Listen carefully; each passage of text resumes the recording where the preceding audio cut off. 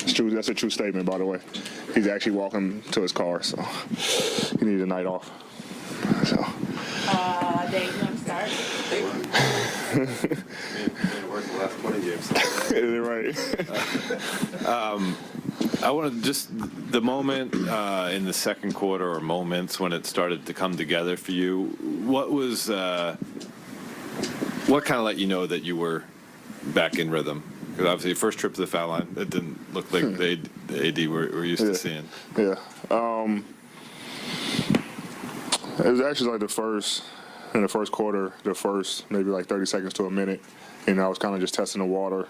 Even though I've been playing pickup and things, like you can control that pace. In real game, you can't. If they're flying down the floor, you got to sprint back, or if your team is running, you have to run as well. So that was kind of the ultimate test for me. And then just seeing if something flare up, do I feel any pain, whatever. And after that, maybe first minute and then a half, when I didn't feel anything, I just wanted to start playing and felt really comfortable. And then just seeing the ball go through the second free throw attempt, just get back in the rhythm and just start playing and just trying to do the little things to kind of get myself going. There was a moment at the end of the third quarter, Spurs get called for a flagrant foul. The entire arena, had their breath taken away. Yeah. Darvin said he almost fainted. Yeah. Did you have your health flash before your eyes? No. I was fine. It didn't bother me at all. All the guys was coming to me like, "You okay?" And I was like, "Man, was it that bad?" I see it, and then it's like, "Yeah, it's bad." And it's funny because we kind of did the same thing with Dennis, and I think Miami when he broke his ankle. But fine, foot is fine, ankle is fine. Body feels good. AD, that relationship with you and LeBron, I think we saw, and Darvin mentioned timing issue, and I think we saw one lob where it didn't quite connect. But overall, how do you feel like that was kind of guiding you back to finding your rhythm in the court, and where the areas that you think you two can kind of clean it up in the two-man game? Yeah, just getting more reps. We had a good flow going before I went out. And then until maybe I think the last probably 7-8 minutes of the game, I came back in, I think the 5-minute mark, we were able to kind of get some cohesiveness together. We didn't really play that much together, to start the game in the first half. So, we have a really good connection. And it's just, about me getting the rhythm back, on two of those passes, back to Bron. So the outlet and then the lob over the top. But we've been teammates long enough to know, how our connection is, and I'm pretty sure it'll be fine. Once I get back in the starting lineup, we have more reps with me and him in that two-man game. Eddie, what did you know about Rui's game when you played against him, and what do you think he can bring for this team? He was able to do it all. Anytime I played against him in Washington, he made an impact on the game on both ends of the floor. And tonight we tried to feature him, in a lot of post-ups, knowing that he can do it all. Really good mid-range shooter. Get to the basket. He got a back to the basket game, face up, can shoot the ball. So usually some of the plays that and I got to talk to Coach about this, but some of the plays we run for me, we ran for him tonight. He's like, "AD, you go in the corner." I'm like, "Oh, okay," No, but and we just kept running. I was telling the guys, keep going to it. The action where Rui goes in the post, and just tell them, if they don't double, you don't pass.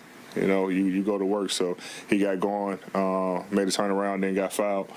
So I think he can really, really help us on both ends of the floor. Obviously, him getting acclimated with the team is going to take time, but tonight it looked like he fit in. He was able to fit in really well. AD, after that first stretch when you were out, this team beat Sacramento, it beat Memphis, obviously the win at Portland. What's the confidence level as you guys are getting whole right now, especially considering kind of the 5-game trip? Yeah, our confidence is always high. It's just about us, going out and doing the things we need to do.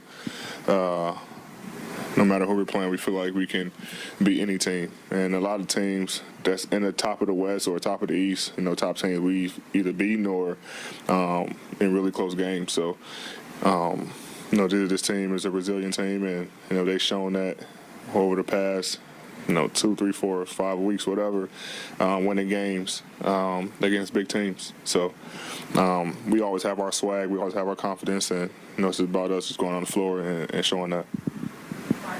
Hey, D, good to see you back. Thank you. It's fluid, but Darvin was saying that for the foreseeable future, maybe for the next week or so, that you would be on a minutes restriction off the bench. How did you adjust to that tonight, and how to do that moving forward?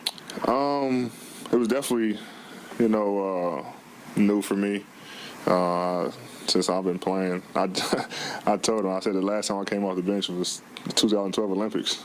I haven't came off the bench since I've been in the league. So, but whatever it takes. I definitely understood it. I was fine with it.